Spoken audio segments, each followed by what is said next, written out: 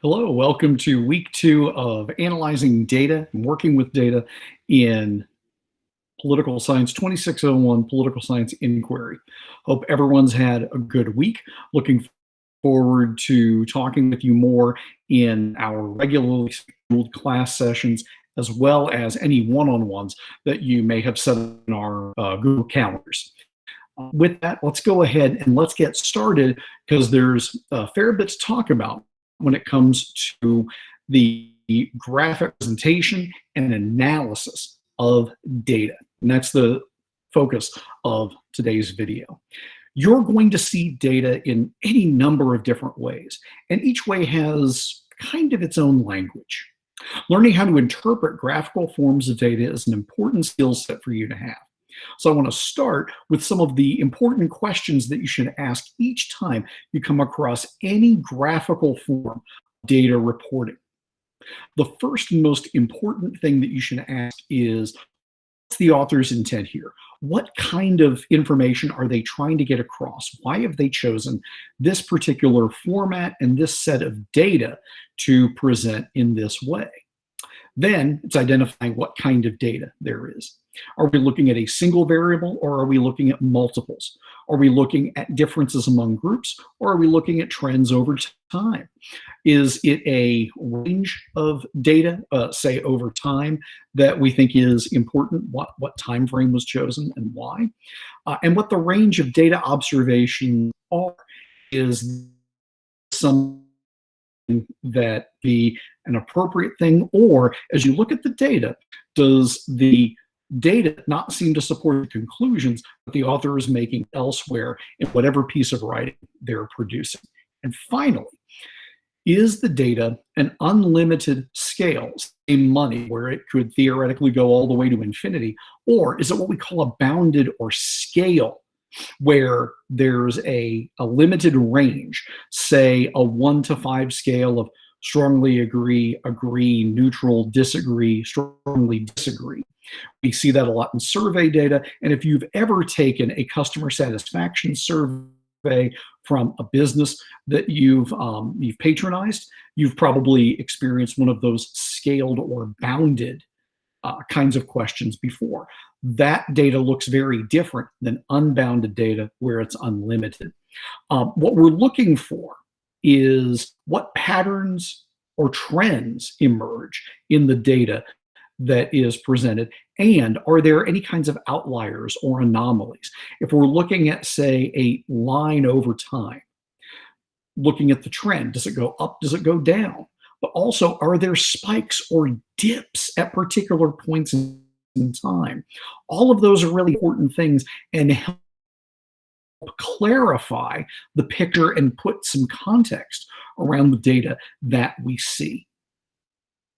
So finally, just like with anything else, what's the source of the data? Is it reliable and is it accurate?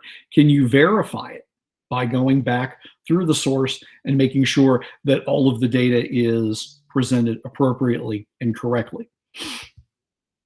Most of the time when you're looking at graphical representations of data, you're going to encounter two different kinds. You're either going to see a table or you're going to see a chart. And there are even subtypes within each one. Tables are fairly limited. They can either show a single variable or two variables. And we call two variable tables cross tabulations, or crosstabs for short. So you'll hear, you've probably even heard me talk about run crosstabs before. That just means I'm comparing two variables in a table format where we just put the numbers in different cells. But there's also charts and graphs where we really bring in more graphic representation.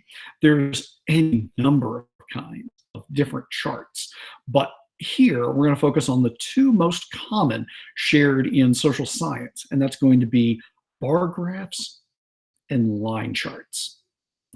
This is also a good time for me to let you push a pause button in case you haven't gone into the readings and watched the video number 2. The second video, or the second link, excuse me, is a video with an Australian narrator who walks you through different forms of interpreting and presenting data in tables and graphs. This is a good time. I'm going to pause it right here, and hopefully you've watched that video. If not, then make sure that you've paused it on my pretty face, and then come back after that video is over. So I'm going to assume that you've watched that video, and I'm going to talk to you a bit more now about data tables. Data tables are one of the simplest way to present data because they just summarize the results of a data collection. And some data tables are incredibly simple when we're talking about single variable tables. They only include that one set of observations. So yeah, I've used the SDA statistical data and analysis site from University of California, Berkeley in our class before. I've got the link in course in, so if you want to follow it, because it's a really good place. If you want to do some rudimentary data analysis of your own, it's a great place to do it. And more importantly, it will do so much of the work for you. If you struggle at all, let's take some one-on-one time, and I'll be happy to show you how you can use SDA or perhaps some other resources to do some statistical transformations on data that you might have. I'm going to move to present now, and I'm going to show you the data that I produced in a table from the SDA website. And here it is, the very first thing. This is a single variable table. So let's say that you wanted, for instance, to get a measure of the partisan identification of Americans. Well, conveniently, the American National Election Study, in its most recent iteration, 2016, has a variable, and you can see it right here. I'm going to highlight that it is the variable number 161155, and it is American partisan identification. So if I run a table simply with that, here's what I'm going to be produced. Here's what I'm going to see. By selecting that variable, and I moved it to the row section in the display, I run the table, shows this breakdown of the variable. And this table presents a simple count of each response, or how many people identified themselves as Democrats, Republicans, minor party members, or independents. And as you can see, the table tells me that in 2016, just over 35% of Americans considered themselves Democrats. Independents were the second largest category at 32%, and Republicans came in third at 28%. We also know that a total of 4,240 people were asked this question. So it's a really good sample size. But sometimes you're going to want a little bit more information, say how the person's partisanship relates to their attitudes and beliefs about other things. So, for instance, let's say that you see an argument on Twitter. I know, shocking that there would be an argument on Twitter, right? But you see this argument on Twitter about income inequality. A Bernie Sanders supporter claims that the reaction to COVID-19 is going to hit lower income people harder because they will lose hourly wage jobs, exacerbating an income gap. A Trump supporter gets on that thread and claims that the Bernie Sanders supporters' claim is false. So quickly develop a hypothesis that partisanship drives people's beliefs in how significantly the income gap is represented in the United States today. You can find more out once you combine partisanship and the income gap question in a cross-tabulation or a two-variable table. And that is the document here, the two-variable table or cross-tabulation. You can see I've kept the row variable 161155, partisan identification, but question 161137 asks if the income gap today is more or less than it was 20 years ago. So a cross-tabulation presents a multi-observation table here. Across the top in the columns, you see the three options for the income gap perception, whether the survey respondent thought the gap was larger, smaller, or about the same. Along the side, the rows that comprise partisanship stay about the same. What we're looking for here are patterns. So let's start with the biggest number in each row, which we call the modal category. The modal category tells us how most people in each group feel about the income gap. You can see that 36.7% of Democrats, the modal category, believe that the income gap has increased over the last 20 years. Now, that'd make sense and support the hypothesis that we started with by observing the tweet from the Bernie Sanders supporters. But what about Republicans? Their modal category at 37.6% indicates that they believe the income gap has stayed about the same. If it were a really true relationship between partisanship and the income gap perceptions, wouldn't we expect to see more Republicans saying the income gap was less? The difference between Republicans saying the gap was less and those saying that it stayed the same wasn't that big, just 4%. But that still means we don't have full confirmation of our hypothesis yet. So we may need to do some more data collection and analysis to get a definitive answer for our hypothesis and be able to move forward with some more conclusive observations. There are other forms of data tables that you'll come across, but the single or two variable tables are going to be the most common that you encounter. Tables are fairly easy to reconstruct because there's Excel, but there's also freeware like PSPP or R that will take raw data and tabulate them for you. SDA is always available as well.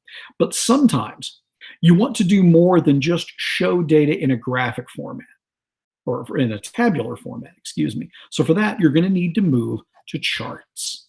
And let's talk about charts now. Here we're going to take a closer look at two of the most common chart types, a bar graph and a line graph, as I mentioned to you earlier in the video. Bar charts can show the relationship between two variables or even more. So let's convert our tables into bar charts and let's see how they would look.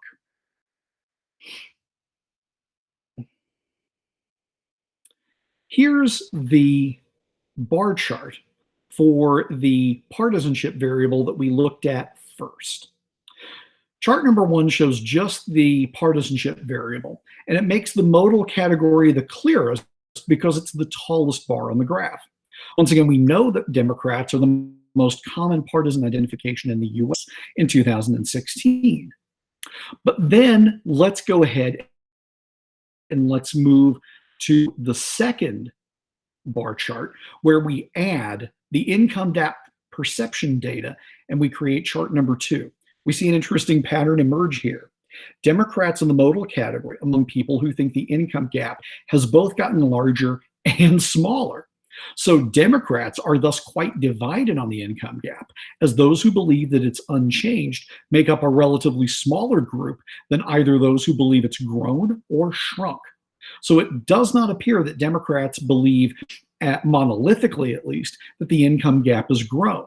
But perhaps it is a belief among a large subgroup of Democrats. So maybe it's only related to things like Bernie Sanders supporters. Maybe they believe so more than other Democrats. Again, a great opportunity to dig into the data and learn a bit more. But now, let's move out of politics for a second. And I'm going to show you this chart. You can see. And in this case, we're going to shift things around. We have 6 different iterations of an experiment on the size of tumors taken out of cats. One group, batch 1, received an experimental new drug designed to reduce the size of those tumors. The other group, batch 2, received no treatment whatsoever. When the tumors were removed, scientists measured each tumor and recorded the length of them. As you can see, the lengths of the tumors in batch 1 were almost exclusively and significantly smaller, except for subject number 7. So there's a strong suggestion that this new treatment could work in helping reduce the size of tumors. But now let's finally use some data provided by the US Census Bureau on voting, because I think this is going to be particularly instructive for you. In this section, let's look at recent voting trends. Bar charts allow us to take a data set and break it down into more than 2 variables at once. Let's say that we want to compare white and African American voting, but we also want to know how all voters in each racial category vote and how younger citizens aged 18 to 24 vote. The Census Bureau collects this data and actually produced this bar chart. This is not my work, but I wanted to share it. You can follow the link in the source document, Data Table Examples, that's in the submodule number 2 page in CourseDen. The Census Bureau presents this data going all the way back to 1968. You can see their presentation in the bar chart that's on your screen now. Now we have 4 variables with which we're working. All white voters aged 18 to 24, all African American voters, and African American voters age 18 to 24. Each election year has 4 separate color-coded bars, that's why it's called a bar chart, to show each group's voter turnout. We also get to see the trends over time, which is nice. And that reinforces that younger voters tend to be a less reliable force at the polls than the overall cohort, even when we account for the disparities between races. In other words, there are discrepancies between white and African American voters, and those discrepancies don't appear to be different between their groups in age 18 to 24. Age does not exacerbate or lessen the effect of race on people's voting. But over time, if we want to really isolate temporal trends, one of the best tools that we have available to us is the line chart. And we know that one of the strongest predictors of political engagement in voting is the respondent's religious affiliation. But maybe not all religious affiliations are equally powerful in making up people's minds to vote. The American National Election Study has another good data set for that purpose. And now, since we want to track changes over time, the line chart becomes a great tool for us. The religious chart that you see on your screen now shows us that while Jewish and Catholic trends are fairly flat, in other words, not too many more or fewer people identify themselves as either Jewish or Catholic in the American National Election Study over time, which takes us all the way back to 1948. The number of people considering themselves Protestant has dropped significantly, from 3/4 of the public to less than half. Most of that variance appears to have been picked up by people with no religious affiliation at all. Since we know that Protestants are the most persistent voters across all religions, there's a possibility that the loss of religious affiliation has helped worsen the overall decline in voting behavior. Or, to put it another way, the overall decline in voting behavior can be attributed to our reduction in our religiosity. So I've shared those data with you. They're in a file in the submodule as well. And now I'll wrap it up. Whether you're collecting data with graphs or reading those that others have produced, everyone needs to know how data can be presented and interpreted graphically. Now it's your turn to find tables and graphs and interpret them in your core papers. That's all the material that I have for this week as far as the video goes, but please again make sure that you've done the readings, watched the other video, watched this video, and be prepared for us to discuss them more, and I'll take your questions in both our regularly scheduled class meeting and with our one-on-one sessions. That's it for today. Thank you all very much. Look forward to seeing you in class.